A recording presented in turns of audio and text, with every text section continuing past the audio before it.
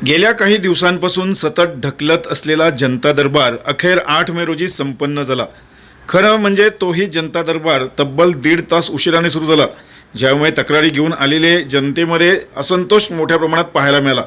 वेळेवर प्रश्न सुटत नसल्याने, त्यातच जनता दरबारची तारीख पे तारीख येत असल्याने आणि तारीख आल्यानंतर देखील वेळेवर होत नसल्याने अनेक तक्रारदारांनी तीव्र संताप व्यक्त केला। जनता दरबार सुरू झाल्यानंतर या जनता दरबारामध्ये पालकमंत्री गणेश नाईक यांनी जनता दरबारामध्ये 445 अर्ज प्राप्त झालेल्या नागरिकांच्या प्रश्नांचे निराकरण केले।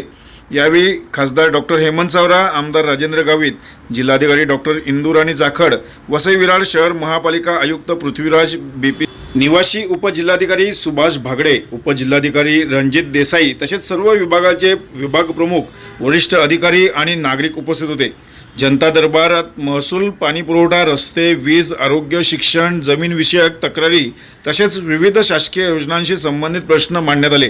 पालकमंत्री गणेश नाईक यांनी प्रत्येक अर्जदाराचे म्हणणे शांतपणे ऐकून घेत संबंधित विभागांच्या अधिकाऱ्यांना तातडीने कार्यवाही करण्याच्या सूचना दिल्या।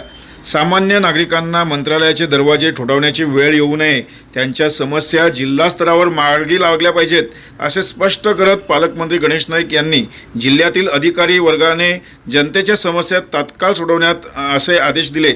निर्देश दिल्यानंतर जिल्ह्यातील नागरिकांच्या अडचणी सोडवणे ही प्रत्येक अधिकारी यांची जबाबदारी असून प्रत्येक प्रकरण संवेदनशीलतेने हाताळले जावे, असे पालकमंत्री गणेश नाईक यांनी सांगितले।